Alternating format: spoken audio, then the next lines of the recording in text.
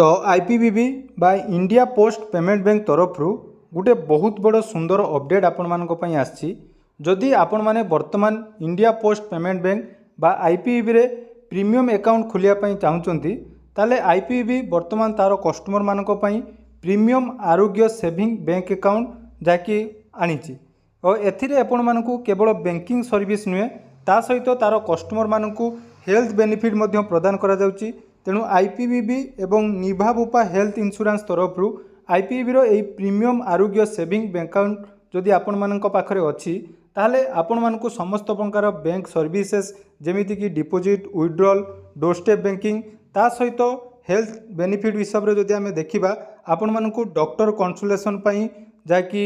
गोटे वर्षर मागणा doctor consultation ता सहित डायग्नोसिस सर्विस अर्थात आपण माने जेकोसी जदि टेस्ट करूचंती ता उपरे आपण मानकू 40% डिस्काउंट एवं जदि मेडिसिन आपण माने ऑनलाइन ले परचेस करूचंती ताले सेतिरे मध्य आपण मानकू 15% पर्यंत डिस्काउंट प्रदान करूची। तेणु आईपीबी रो जो कस्टमर माने रहिचंती सेमानक पई गुटे बहुत बड़ खुशीर खबर। तेणु ए आईपीबी रो प्रीमियम आरोग्य सेविंग अकाउंट कोन एथिरे आपण मानकू कोन कोन बेनिफिट मिलुची तार जदि डिटेल्स आपण माने देखिया पई चाहुचंती ताले निहाती कमेंट सेक्शन ले आपण माने आईपीबी बोली लिखि दियंतु। जेते आपण मानकर कमेंट आसीबो ता उपरे मु निहाती केमिति आपण माने एई अकाउंट ओपन करिवे एवं जो सब हेल्थ बेनिफिट वर्तमान आईपीबी बा इंडिया पोस्ट पेमेंट बैंक रो एई प्रीमियम अकाउंट रे मिलुची ता आपण माने केमिति पाई परिबे से विषय डिटेल्स अपडेट आपण माने गुटे लॉन्ग वीडियो माध्यम रे पाई परिबे। धन्यवाद।